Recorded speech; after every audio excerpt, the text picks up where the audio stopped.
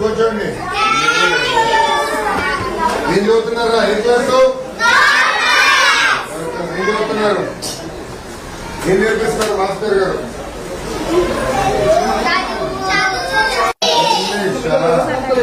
చూపించండి వస్తున్నారు కూడా చాలా చిన్న. మై నేమ్ బాగా చెప్పారా? The tailor was busy stitching clothes. She said, I am very busy. Go and ask the man sitting under the...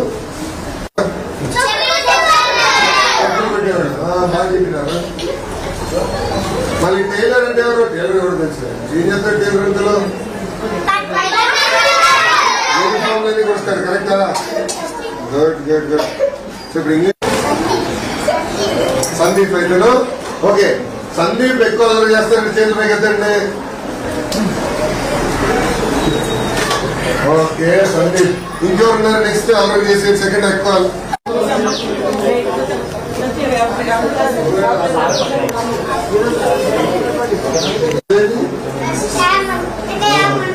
అమ్మా ఏమంతా? మీరిద్దరు బాగా చదువుతారా?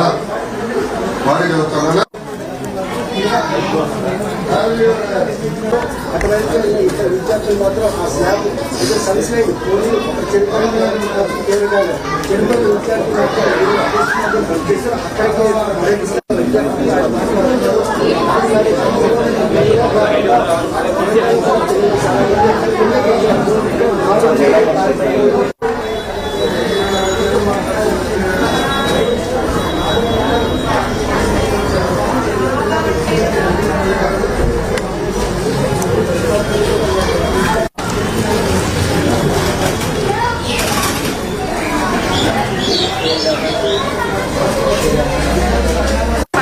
చూపించండి. వర్క్ బుక్ ఉందా? వర్క్ బుక్ చూపించినారా? చిన్న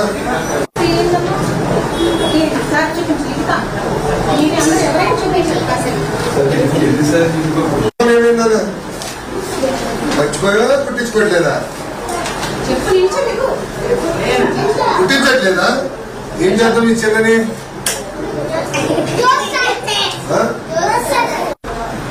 యూనిఫామ్ వేసుకుని వస్తేనే స్కూల్లో అడుగు పెట్టమని. అడుగు పెడతామా బాబు జోత్సాయికి? ఒక పక్కన తెలుగులో పక్కన ఇంగ్లీష్ ఉంది. బాగుంది. అర్థం. భోజనం ఎలా ఉంది రచన? ఏమైనా మార్పులు చే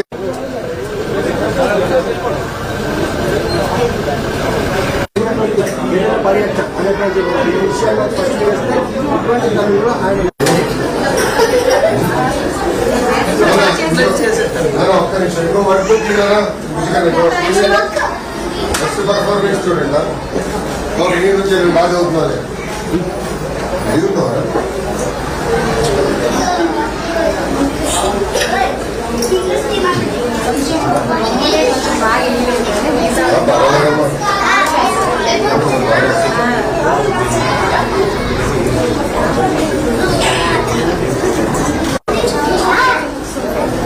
మీరు ప్రభుత్వం ఇవ్వలేదు కదా?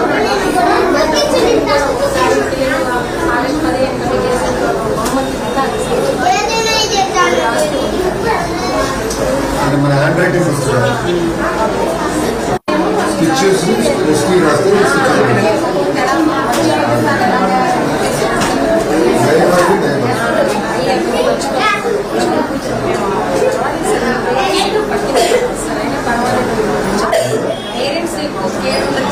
అంటే అట్లా కాదు కదా. నన్ను ఇక్కడ బయటకు వచ్చాను.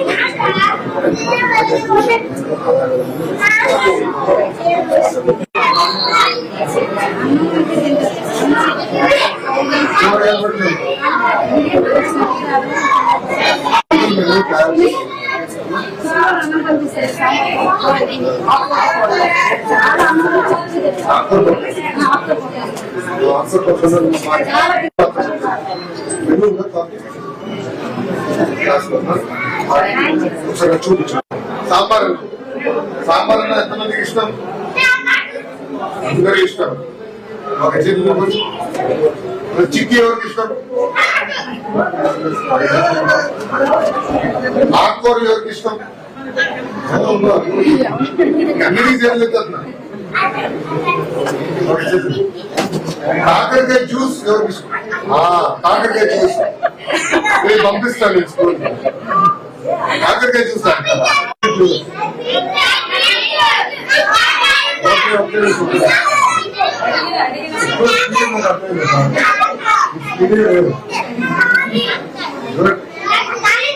ఓకే ఇప్పుడు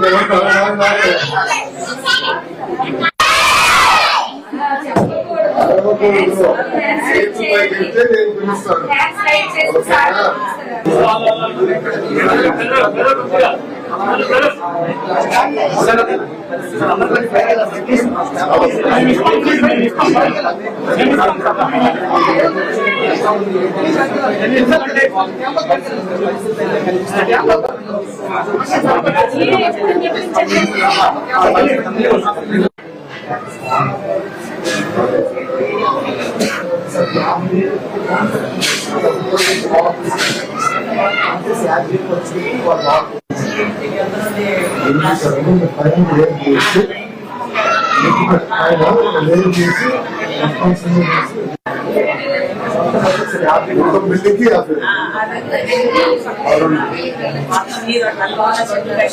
అది చేసి అది వస్తే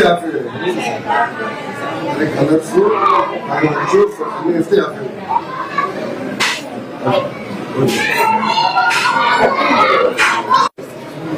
మీ సక్సెస్ ఏంటి? ఎందుకు అటెండెన్స్ ఇంత బాగుంది? మిగతా స్కూల్కి వెళ్ళండి మనకి ప్రాబ్లం. అటెండెన్స్ ఎందుకు ఎక్కడ ప్రాబ్లం?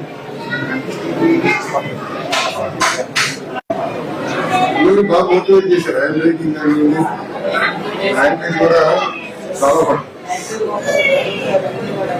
చాలా బాగుంది. అంటే ఎవరు చెప్పుకుంటే కూడా ఒక్క స్కూల్ అనేది నాకు అవగాహన వస్తుంది. రామ్మా తల్లి ఎలా కూర్చో.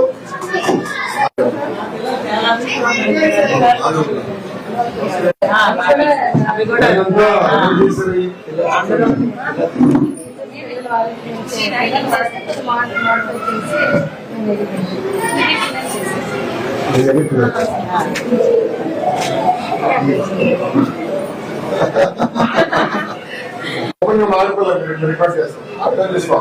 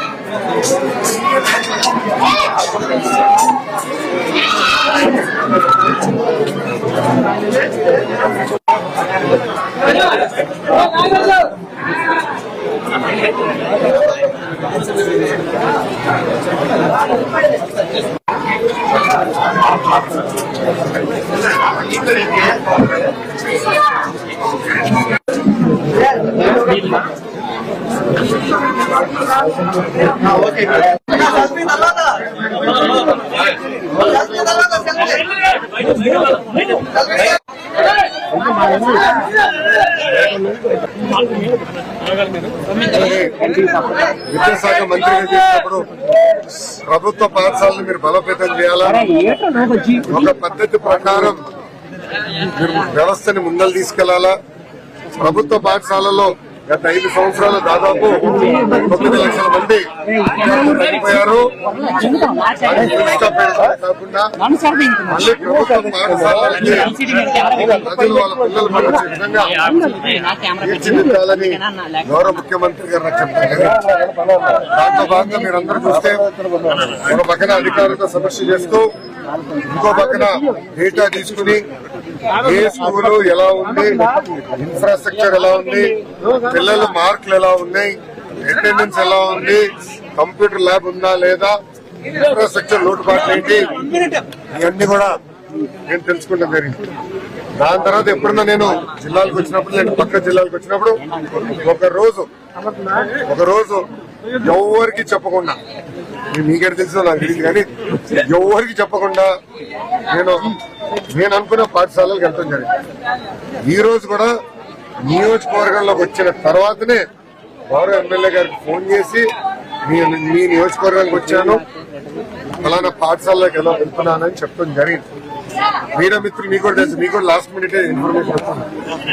ఇది ఎందుకు చేస్తుంటే వాస్తవాలు తెలుసుకోవాలి. ఏ ఆశయాలు అయితే మేము పాలసీస్ అన్ని రూపొందిస్తున్నాం అది పాఠశాలకు వచ్చేదా అమలు అవుతుందా లేదా, ఉపాధ్యాయుల ఆలోచన ఏంటి, ప్రభుత్వ పాఠశాలలో మెరుగైన విద్య ఎట్లా అందించాలి, వాళ్ళతో కూడా నేను ఈరోజు డిస్కస్ చేస్తాను జరిగింది. ముందు ఈ కార్యక్రమాన్ని నేను కొనసాగిస్తాను. ఈరోజు ప్రభుత్వ పాఠశాలను బలోపేతం చేయాలంటే కేవలం ఒక ఇన్ఫ్రాస్ట్రక్చరే కాదు, ఉపాధ్యాయుల్ని కూడా గౌరవించాలి, వాళ్ళని కూడా భాగస్వామ్యం చేయాలి. తల్లిదండ్రులు కూడా పేరెంట్ టీచర్ మీటింగ్ ద్వారా వాళ్ళని కూడా ప్రభుత్వ పాఠశాలలో భాగస్వామ్యం చేయాలనే ఆలోచనలో ప్రభుత్వం ఉంది. ఆ పేరెంట్ టీచర్ మీటింగ్ కి గౌరవ ముఖ్యమంత్రి గారు, ఉప ముఖ్యమంత్రి గారు, మంత్రివర్యులు, శాసనసభ్యులు, శాసన మండలి సభ్యులు కూడా వెళ్ళి తల్లిదండ్రులతో మాట్లాడి ఇంకా ఏం చేస్తే బాగుంటుందో వాళ్ళతో చర్చించి ఆ పాఠశాలను ఎలా బలోపేతం చేయాలని అనేది కూడా చర్చించి వాళ్ళు మాకు ఫీడ్బ్యాక్ ఇచ్చిన తర్వాత అవి మేము సెంట్రలీ అమలు చేసే బాధ్యత ఈ ప్రభుత్వం తీసుకుంటుంది. ఈ ఆలోచనతో ఈ రోజు శ్రీకాకుళం పట్టణానికి వస్తుంది. ఇప్పుడు మీడియా మిత్రులు కానీ ప్రశ్న ఉంటే దానికి సమాధానం అసంపూర్ణ భవనం 2 ఏళ్లుగా నిర్మాణం ఆ భవనం నిర్మాణం కాకపోవడంతో ఇంకొక విద్యార్థి ఈ రోజు అంగవైకల్యానికి ఆల్రెడీ నేను దానికోసం రిపోర్ట్ అడిగాను. కానీ ప్రధానంగా మీరు గమనించాల్సిన విషయం ఏంటంటే స్కూల్ ఫీ రీయింబర్స్మెంట్ లో దాదాపు 2,500 కోట్ల బకాయిలు పెట్టింది గత ప్రభుత్వం. చిక్కి గుడ్ల పేమెంట్ 200 కోట్ల బకాయిలు పెట్టింది. ఆయాలకి రావాల్సిన జీతాలు దాదాపు 4-5 నెలలు బకాయిలు పెట్టింది. అవన్నీ ఒక పద్ధతి ప్రకారం తీర్చుకుంటూ మేము వస్తున్నాం. నాడు నేడు కింద గత ప్రభుత్వం కార్యక్రమాలు ప్రారంభించి వాళ్ళే ఆపరేషన్ జరిగింది. ప్రభుత్వం వచ్చిందని అలాగే వాళ్ళు పేమెంట్ చేయక ఆపరేషన్ జరిగింది. ఆల్రెడీ దానిపై నేను అడిగాను. ఎంక్వైరీ అయిన తర్వాత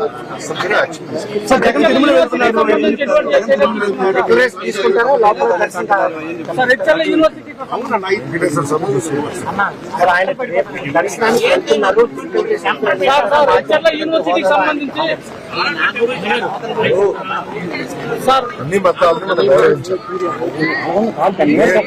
చర్చికి వెళ్తే వాళ్ళ విధి విధానాలు నేను పాటిస్తాను, మసీదుకి వెళ్తే వాళ్ళ విధి విధానాలు నేను పాటిస్తాను, గుడికి వెళ్తే విధి విధానాలు పాటిస్తాను. కొన్ని వాళ్ళ విధి విధానాల్లో సంతకాలు పెట్టాలి, కూర్చోవాలని, వాళ్ళ పైన కూర్చోవాలని, మహిళలు ఒక సైడ్ కూర్చోవాలంటారు. అవన్నీ మనం గౌరవిస్తూ పాటిస్తాం. అది మాజీ ముఖ్యమంత్రి గారు, 800 ఎమ్మెల్యే గారు కూడా పాటిస్తే బాగుంటుందని లడ్డు నేపథ్యంలో ఆయన మాత్రం దీక్ష రూపంలో ప్రాబ్లం లేదు. మాజీ స్పీకర్ ఆవుకు పోషకాహార లోపం ఉంది, అందుకనే దానికి నేను ఎలా సమాధానం చెప్పుకుంటున్నాను అంటే ఆయన ఒప్పుకుంటున్నారా? దయచేసి మీడియా మిత్రులు అందరూ అడగవచ్చు. అంటే మాజీ స్పీకర్ గారు ఒప్పుకుంటున్నారా కల్తీ జరిగిందని సూటిగా ప్రశ్నిస్తున్నాను. ఇప్పుడు మీడియా మిత్రులందరూ కూడా తెలుసు, మీరు కూడా 5 సంవత్సరాలు తిరుమలకి వెళ్ళినారు. పాదయాత్రలో ఎవరు కలిసినా నాణ్యత లేదు, లడ్డు పాడైపోతుంది, భోజనం సరిగా లేదు, అసలు టీటీడీ విధి విధానాలు సరిగా లేదు. నిన్న మొన్న కూడా వీడియోలు బయటకు వైవి సుబ్బారెడ్డి గారు అన్ని పెంచుదాం, అన్ని ఫీజు పెంచుదాం, సామాన్యులకి దేవుడిని గౌరవం చేసే విధంగా వాళ్ళు ప్రవర్తించడం జరిగింది. అవన్నీ కరెక్ట్ చేసే క్రమంలో ఇది బయటకు వచ్చింది. నేను కూడా ఈయో గారికి చెప్పి మొత్తం ప్రక్షాళన చేయండి, అన్ని టెస్ట్ చేయండి. ఎందుకంటే గతంలో అనేక ఆరోపణలు వచ్చినాయి. నేను పాదయాత్రలో మీరు చూస్తే నేను ట్వీట్ కూడా పెట్టాను దాని గురించి. పాదయాత్రలో నేను ట్వీట్ పెట్టాను, అందరూ వచ్చి నాకు కంప్లైంట్ చేస్తారు, ఇది సరికాదు, దేవుడి జోలికి వెళ్ళొద్దు స్వామి అని చెప్పి. ఏమైందో ప్రజలే చూసారు, ప్రజలే